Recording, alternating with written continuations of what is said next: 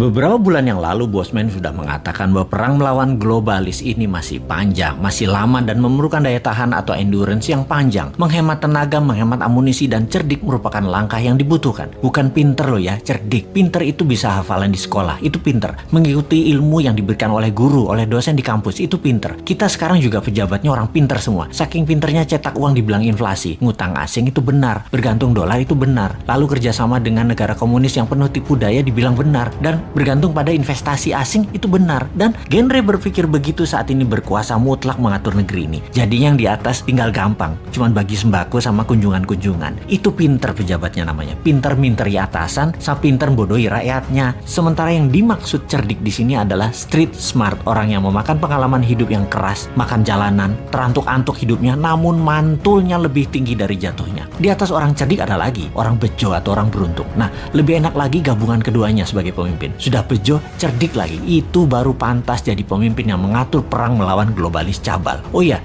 sebelum lanjut, kita harus membedakan pebisnis globalis dan globalis cabal. Cabal adalah secret society, lebih menginginkan kepengendalian mutlak atas kehidupan manusia. Cabalis itu sudah pegang kendali atas teknologi, atas informasi, kendali atas komunikasi, sistem keuangan, dan sekarang kendali ke arah dua hal yang penting, yaitu kesehatan serta makanan. Musuh negara tidak berdaulat yang pemimpinnya oportunis itu bukan hanya dua negara besar, Tiongkok dan Amerika, tetapi ditambah juga globalis cabal. Jadi ada tiga musuh sebenarnya. Kita detailkan ketiganya, pengendali negara lemah tersebut. Pola kendali terhadap negara lemah atas dua negara besar dan kelompok globalis adalah tiga strategi Tiongkok, yaitu menggunakan soft power kalau Tiongkok ya. Pertama, kendali atas media massa sebuah wilayah. Nomor dua, kendali atas pejabat pemerintahan wilayah yang ditarget serta anggota parlemennya. Kemudian nomor tiga, kendali atas peraturan hukum dan penegakan hukum di wilayah tersebut. Di sisi lain, strategi Amerika itu menggunakan hard power, yaitu tekanan militer, terorisme, ideologi, humanitarian, menggunakan organisasi multilateral seperti IMF, PBB. Semua adalah tool Amerika untuk menyedot aset harta negara lemah. Strategi globalis cabal adalah pegang sosial media, informasi, dan big data. Mereka bukan mau menguasai wilayah hajat hidup seperti Tiongkok, ambil sumber daya alam seperti Amerika, kendalikan energi dan oil, serta dolar. Bukan. Globalis cabal kendalinya atas data, atas minat interest seseorang, mengubah tindakan perilaku, merubah society, merubah dunia dengan merekalah pemegang kendali hidup manusia, bukan hanya wilayah. Globalis cabal anti negara, anti nasionalisme, senang atau mendukung pemimpin otoriter yang bisa dikendalikan oleh mereka. Jadi saat ini perangnya ada tiga front, Tiongkok, Amerika, dan globalis cabal. Globalis saat ini pegang kendali atas big farmasi atau perusahaan obat-obatan besar serta kesehatan. Alat tes COVID, virus COVID, dan vaksin adalah satu paket globalis cabal yang punya. Sistemik sekali kerja mereka, didesain panjang sejak 15 tahun yang lalu. Detail, rinci, terarah, lengkap dengan perang medianya, desain ketakutannya, dan alat yang disebut COVID atau virus yang sedikit lebih mematikan dibandingkan flu itu.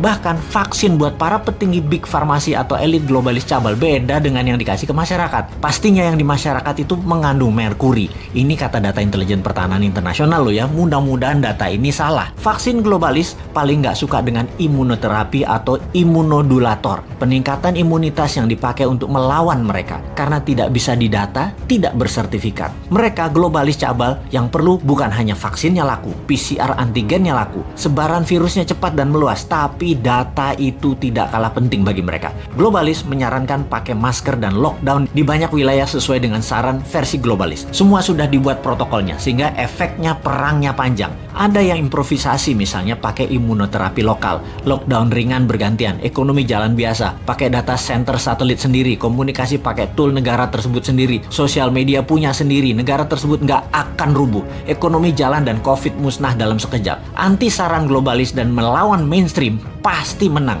Itulah kenapa di tahun 2019 pertama-tama video Bosman muncul, kita mengingatkan perang yang akan terjadi di tahun 2020 dan tahun 2021 dengan akhir kalimat bertanya, sudah siapkah Indonesia? Untuk apa? Untuk punya Google sendiri, punya Facebook sendiri, punya satelit komunikasi sendiri, punya data center sendiri, punya Twitter sendiri, punya TikTok sendiri, punya begituan deh. Ini kira-kira maksudnya. Hanya di tahun 2019 awal tersebut kita menginformasikannya pelan-pelan, muter-muter bersama sanepo, gaya bahasa pengandaian, dan indirect language.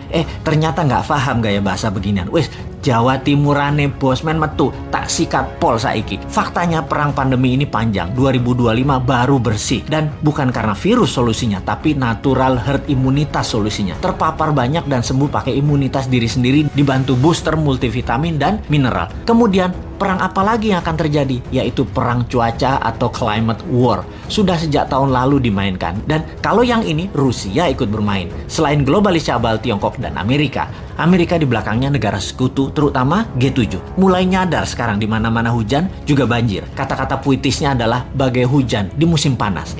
Jadi kenyataan benar karena ya direkayasa cuacanya. Masihkah tidak sadar juga setelah pandemi, maka kesengsaraan lain akan terjadi, yaitu kelangkaan pangan. Sudah siapkah kita? Atau seperti 2 tahun ini, walau sudah diingatkan tetap aja menjalankan semua seakan-akan seperti anak SD gambar pemandangan 2 gunung, matahari, dan sawah. Wapokmu kapan?